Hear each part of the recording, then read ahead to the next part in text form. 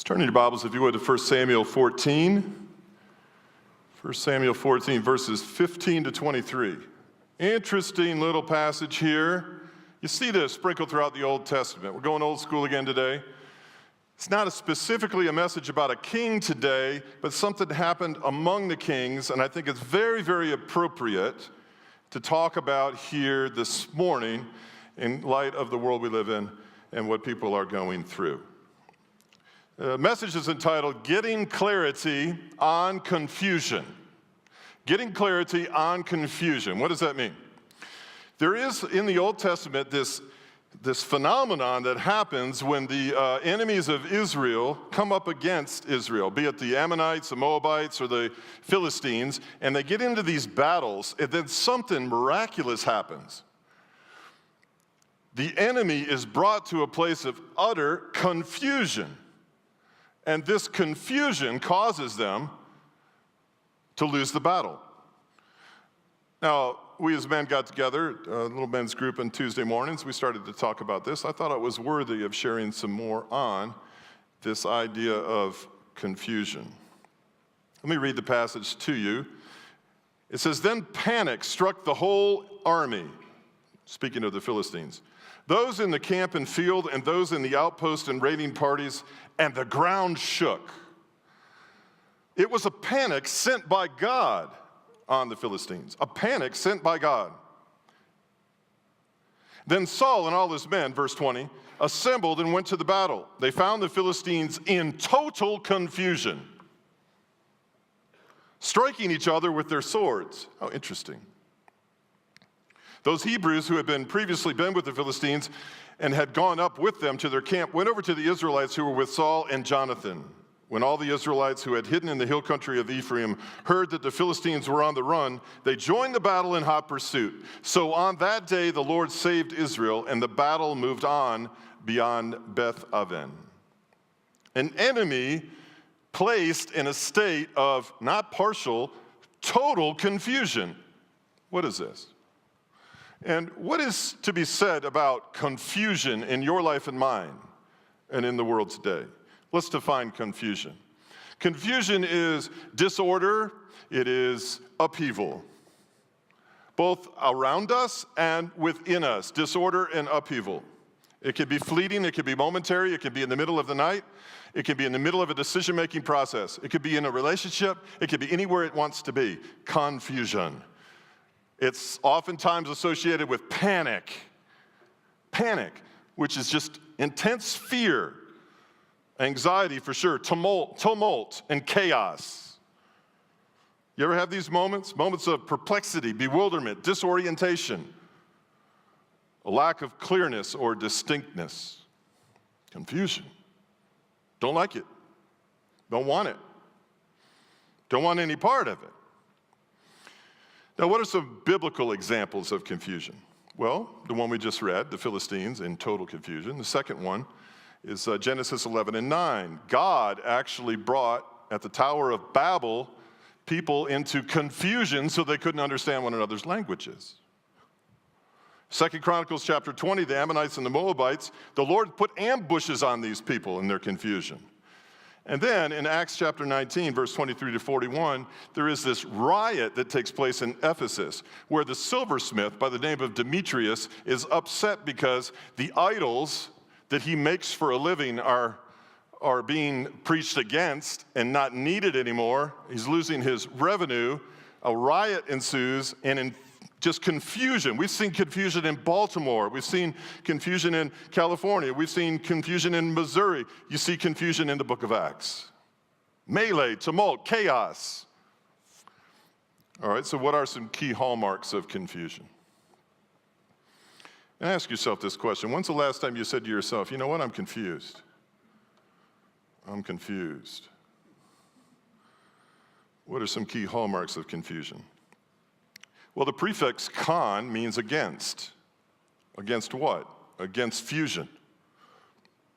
Confusion is against unity, against fusion, against togetherness, against agreement.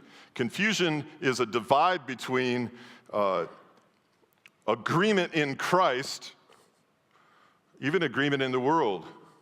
People not getting what they want when they want it. It's apartness, it's separateness, it's alienation. 1 Corinthians 14:33, God is not the author of confusion. I like to hear that. God is not the author of confusion, but of peace, as in all the churches of the saints. So God is interested in you having a peace, not only a peace that transcends all understanding. In other words, a peace you can't tell someone else about because it's so intense, so potent, you don't have the words to describe it, and if you did, they wouldn't understand it anyway, they'd probably end up confused. God wants for you to have a peace, a shalom, a rest. Peace is what God wants for you in a confused world.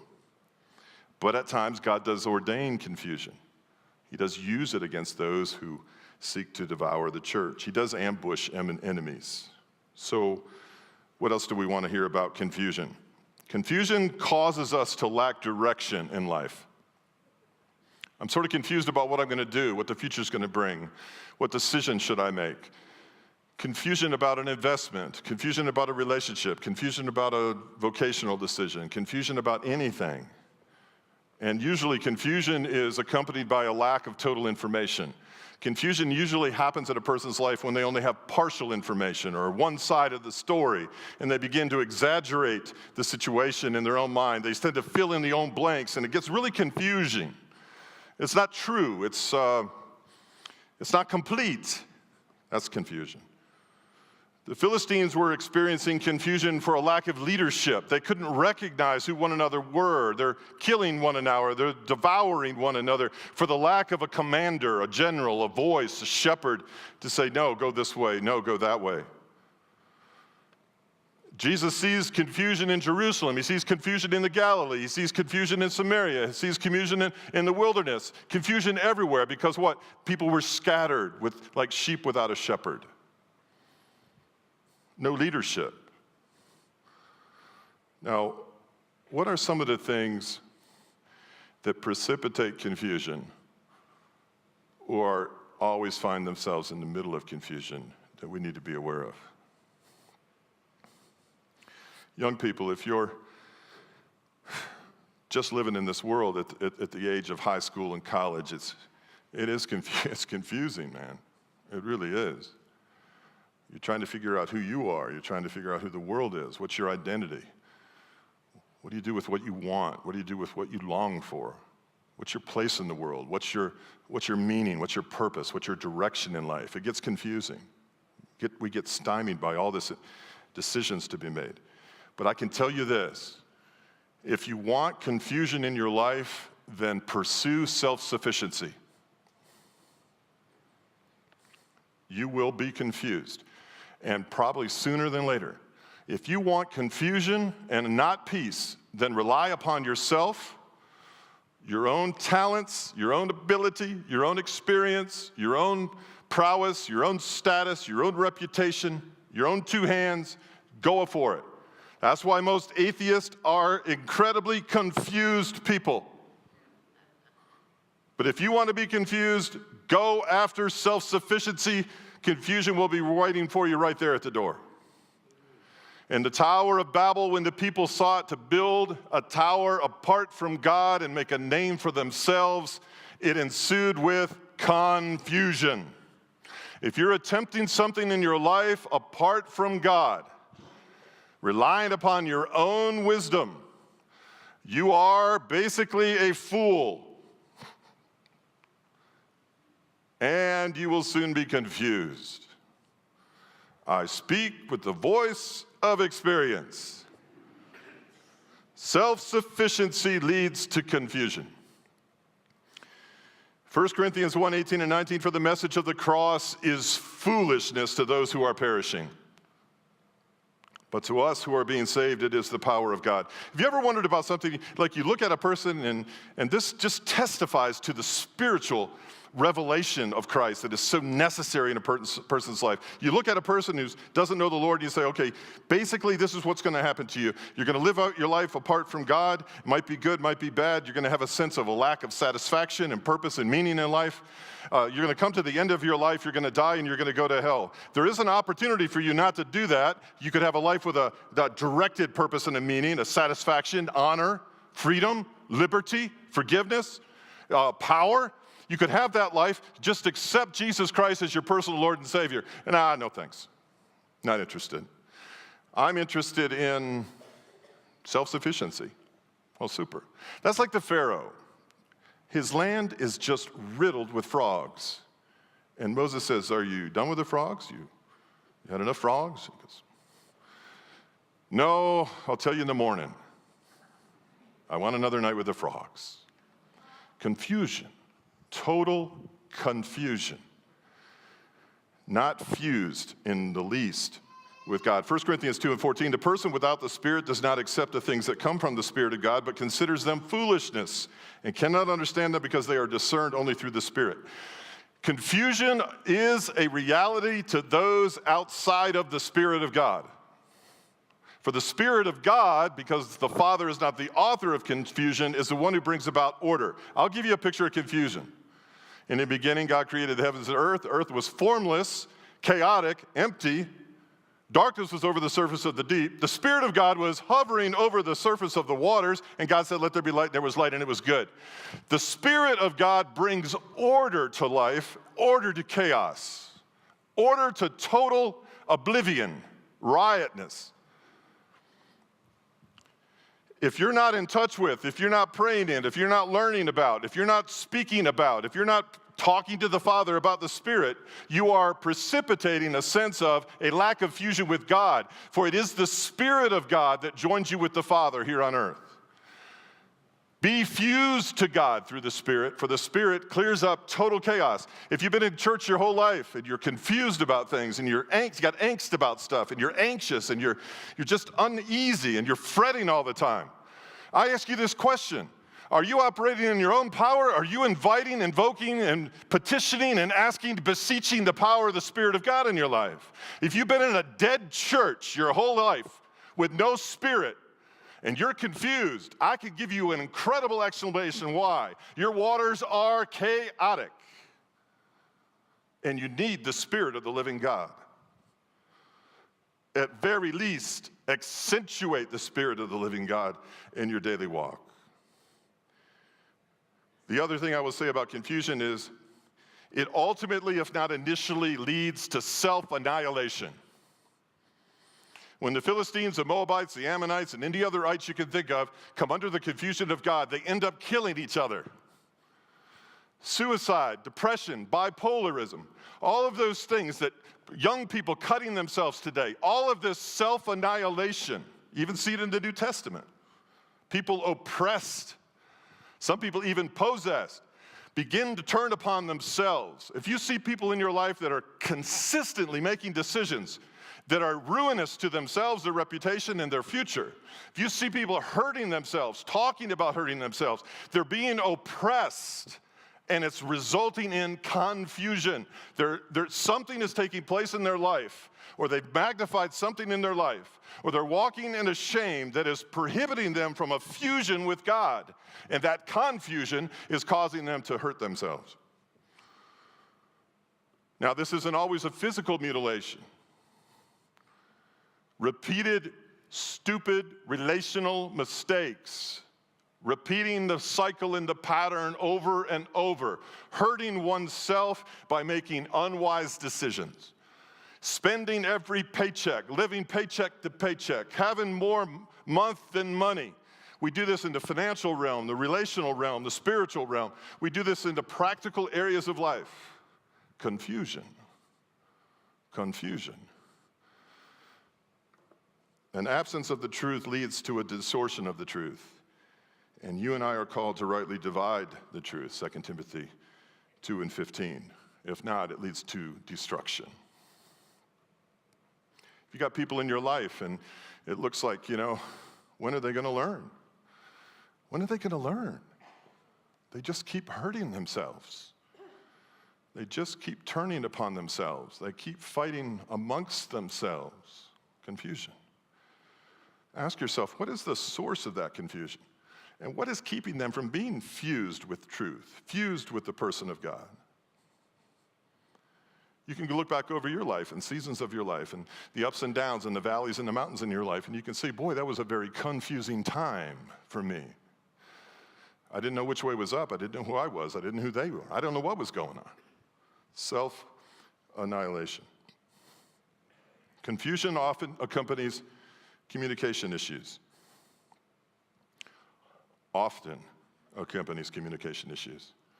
Where one person thinks they're communicating, but the other one hasn't heard, hasn't received, hasn't understood the manner in which it was given and doesn't repeat it back and misunderstands and goes in a totally different direction. Communication has to be two-way. If you have confusing relationships, discipline yourself in those relationships. If they're ongoing and you're with people a lot, have someone repeat back to you what you said.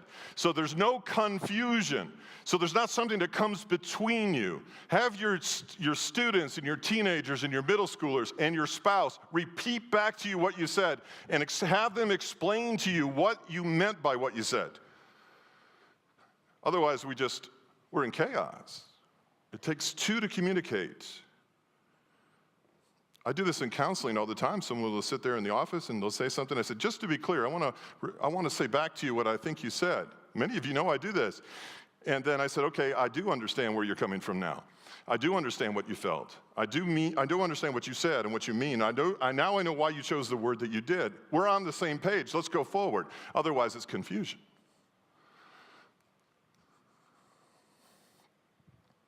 Confusion often takes place because of a lack of information.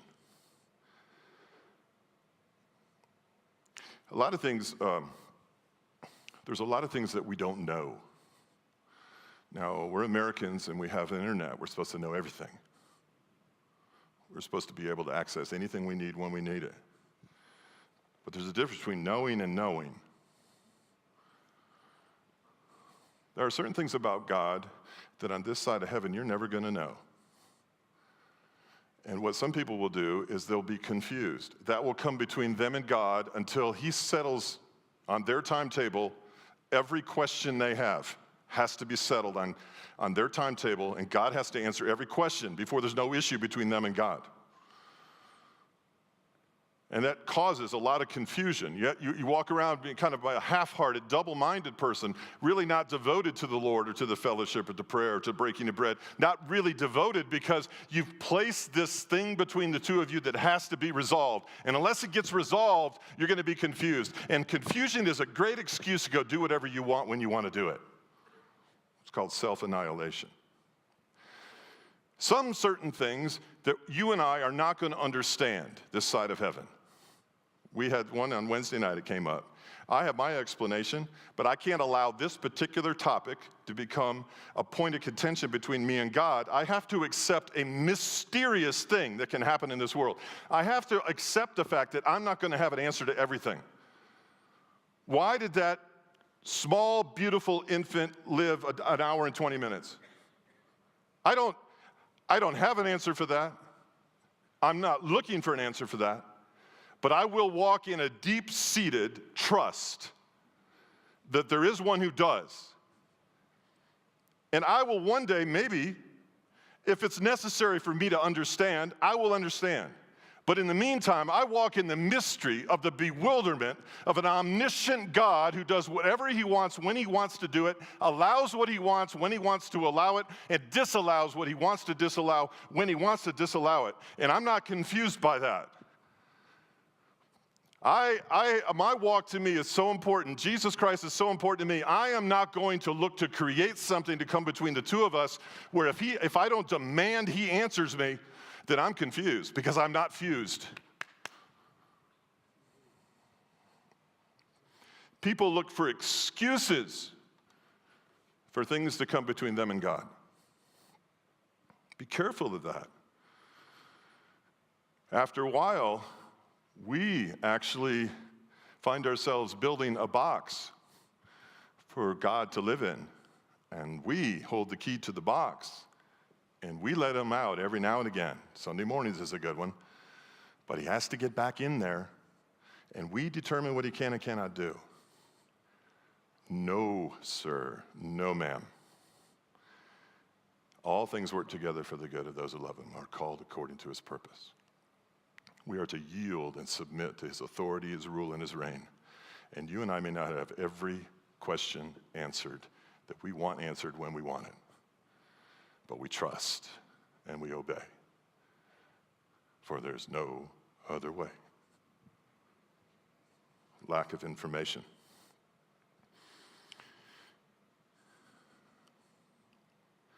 Young people get confused in culture and even in the church. And having spent the last 2 years studying this, I feel like I can speak with some kind of equipping. The world is confused in part because of our sexuality. Our sexuality was created by God to be orderly and enjoyable and fruitful. It's supposed to be intimate, and it's so powerful. Sexuality created by God is so intently powerful, emotionally, physically, spiritually, relationally. It is so powerful. It's like plutonium. And God says, this is powerful. Now, what I've created here is powerful. I hope these people realize that it really needs to be contained within a certain context, or there's going to be mass confusion on the earth. What do I mean? I surveyed hundreds of college students across the country for my thesis work.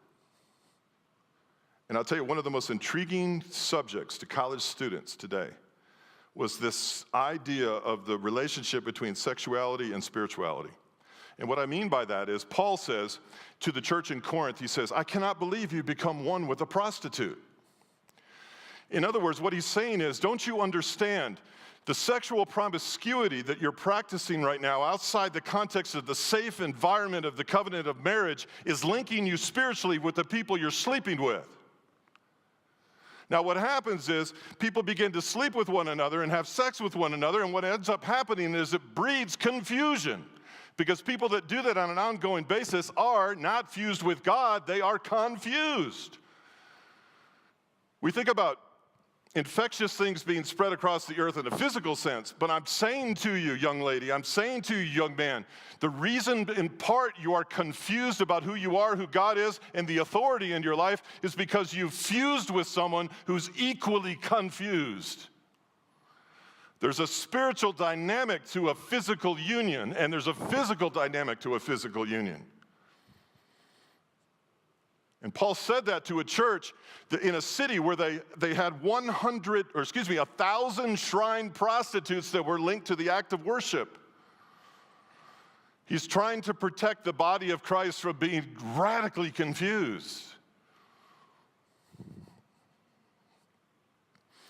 We go about these things in life and we fail to take inventory of the fact that, you know what?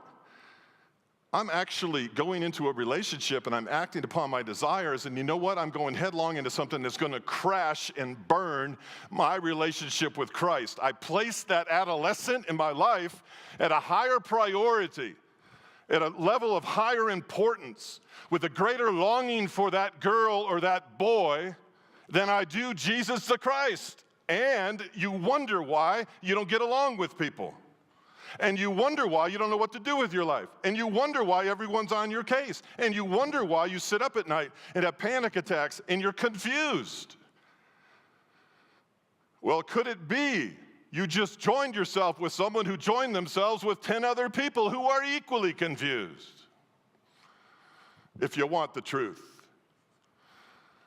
Now spread that abroad over 6.85 to 7 billion people, and you've got a very confusing world that doesn't know up from down, left from right.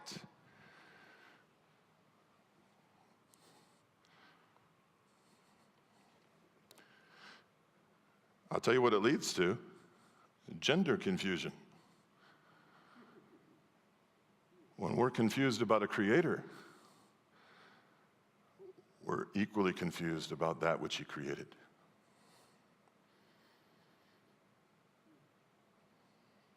When we're not fused with the one who made you, we make up the rules as we go along. We don't do it intentionally. It's just a byproduct of our culture and our actions. It's a byproduct of our behavior. And we find ourselves really bewildered about life, about ourselves, about others, and about God. And we'll fight to the death to preserve our right to be who we want to be, regardless of how we were created to be, as long as we're talking about the truth.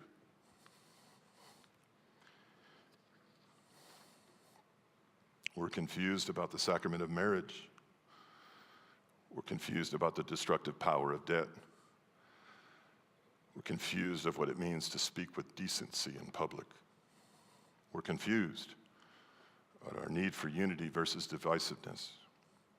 We're confused about people around the world, and we cast our pearls before swine and call it a negotiation. We are deeply confused. The deeper the divide and the fusion between God and mankind, the more chaos will exist, as it did at creation. And in part, you say, I'm worried about what the future looks like. Why are you worried about what the future looks like? It doesn't look good. What are you worried about? It's not going to be good. What do you mean? It's going to stink. It stinks, and it's going to stink. Why are you worried about that? That's a reality. I read ahead, by the way. There's going to be persecution. It stinks. Now, it might get better before it gets worse, but it's going to get worse. Question is, are you doing today? Are you fusing today so you don't lose it tomorrow? What are you doing for yourself today and tomorrow and the next day to be the person who's going to withstand the storm of confusion? Because it's coming. Or am I the only one? Am I the only one that actually thinks the world's confused? Unfused. So how do we clear up personal confusion? Oh, this is the coolest thing. This is the coolest thing.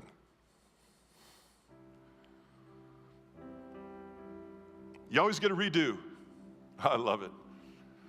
You always get a redo. You always get a do-over.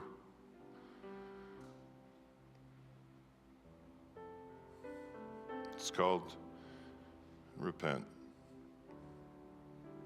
What's repentance look like in a sexually fused culture? I owe you an apology. For what? For saying I love you and then acting differently. For saying that I cherish you, taking from you what was most important. I say that I love you and then I violate you. I'm sorry.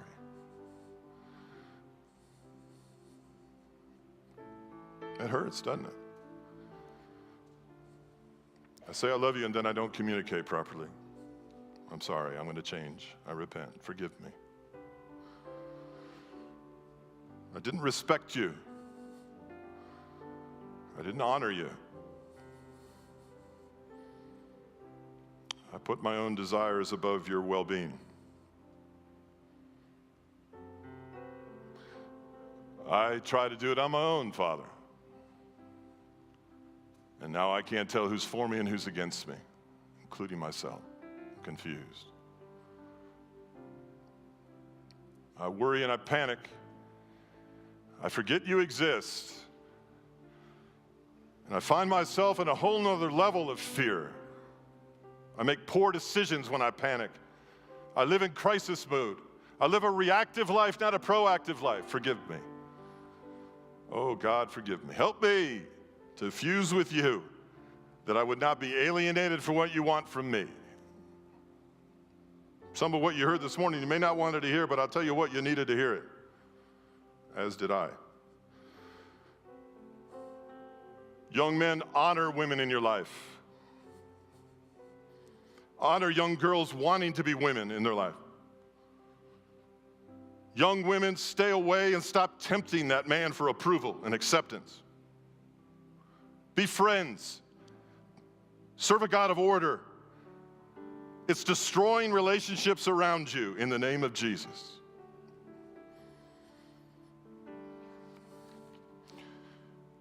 Elect somebody who puts their hand on the Bible and then turn around the next day and violate the very book they put their hand on. That's chaotic confusion. Stand up and defend the faith before it gets so distorted, so many people are confused, they don't even know what it is. Stop denominating every doctrine in the book to the point where we're so schizophrenic spiritually we don't know what end is up. If you don't want to walk in confusion, fuse with the Word. Never leave it. Meditate upon it, day and night. You'll be prosperous and successful, and you'll have the absence of confusion. You want to walk in peace and order? You want to go out there and kick some butt in your life? Then worship. Worship the one true God before you start worshiping yourself and your abilities and your reputation.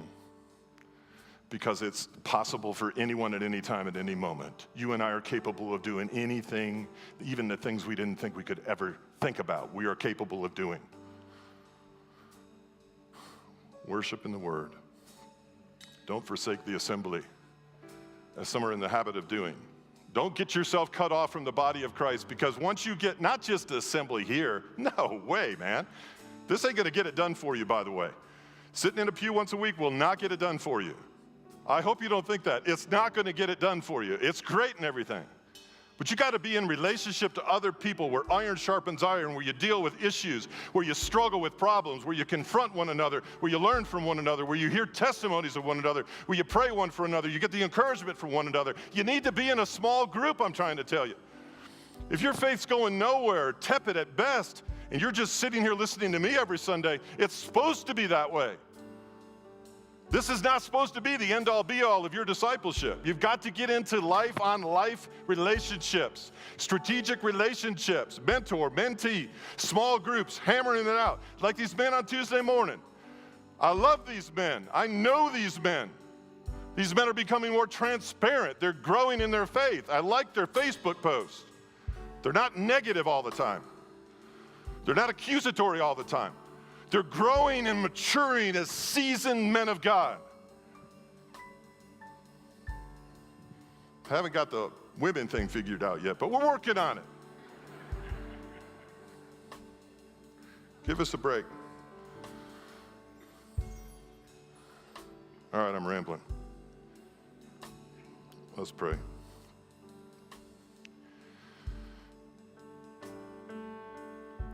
Let nothing that was said here today, Father, push anyone away from you.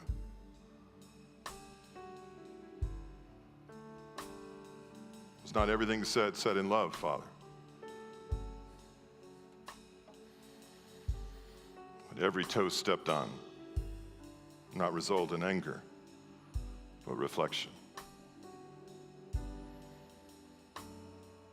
Concerned about, Father, disorder, chaos, anxiety, panic, and fear. I'm concerned that for some people they've become a new normal, so familiar they've become family. We are called to something much higher than that.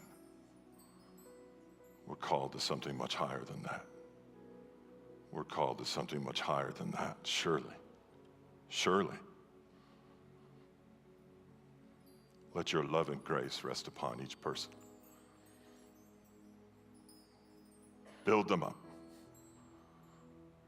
Nothing wrong with a good correction every now and again. May we become accepting in Jesus' name. Let there be order. And the church said, amen.